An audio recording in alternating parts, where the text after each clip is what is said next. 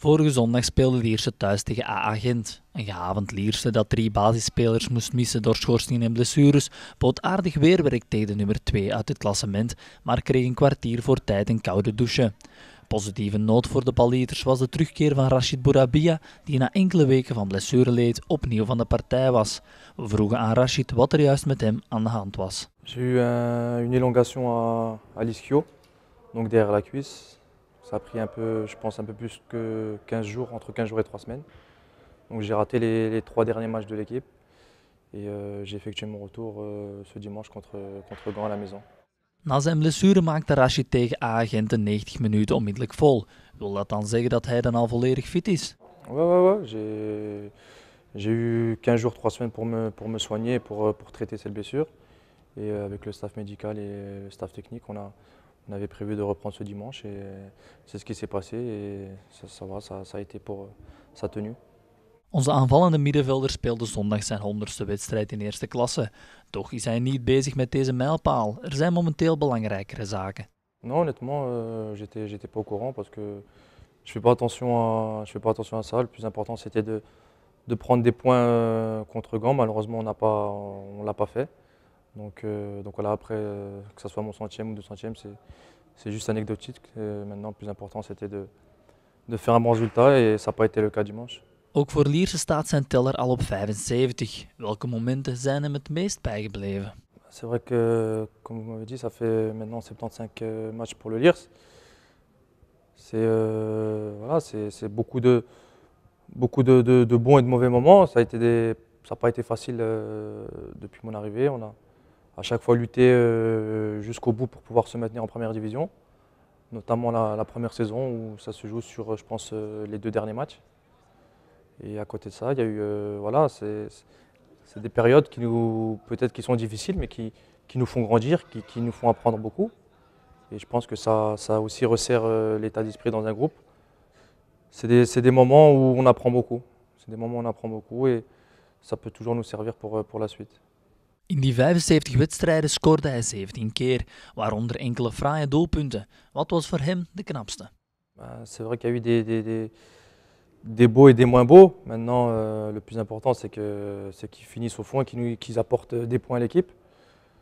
Ces 2 dernières saisons, j'ai pris la bonne habitude de marquer, de rapporter des points pour l'équipe. C'était des buts assez importants à chaque fois.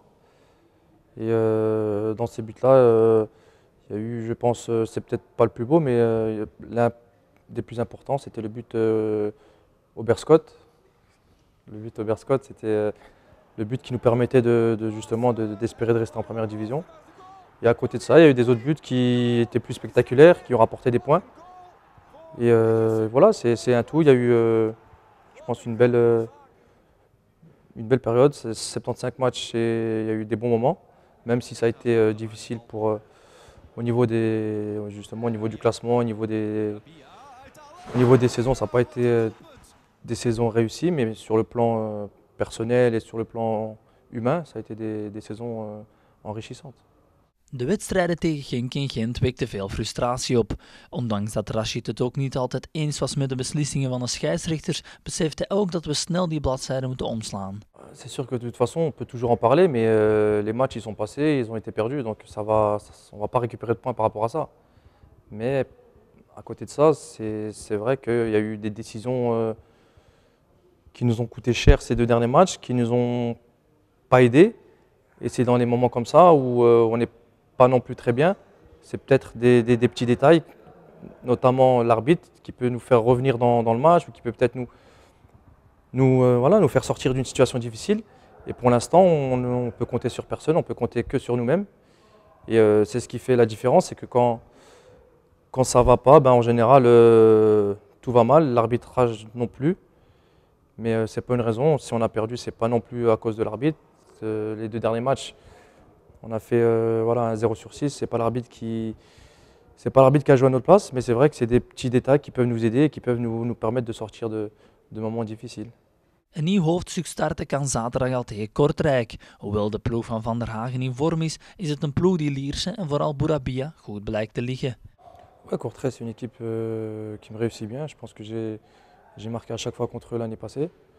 Maintenant, voilà, c'est une saison différente, c'est des équipes différentes.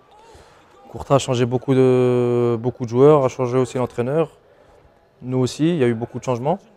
Donc voilà, l'idéal ce serait de prendre 3 points comme on l'a fait la saison passée là-bas. Ça nous permettrait de nous relancer parce qu'on a perdu à domicile et à l'extérieur les 2 derniers matchs.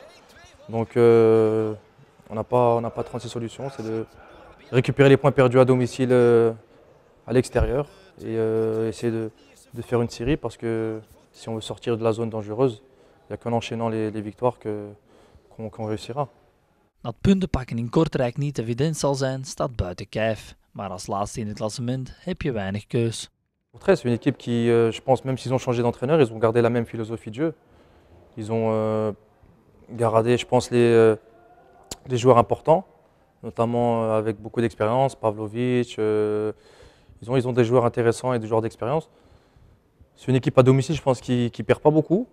Donc ça va être un match difficile, mais quand on est dans le bas du classement, chaque match est difficile et chaque match est important. Donc que ce soit Courtrai ou n'importe qui, on est obligé d'aller là-bas pour prendre des points parce que sinon on va rester dans cette situation très longtemps.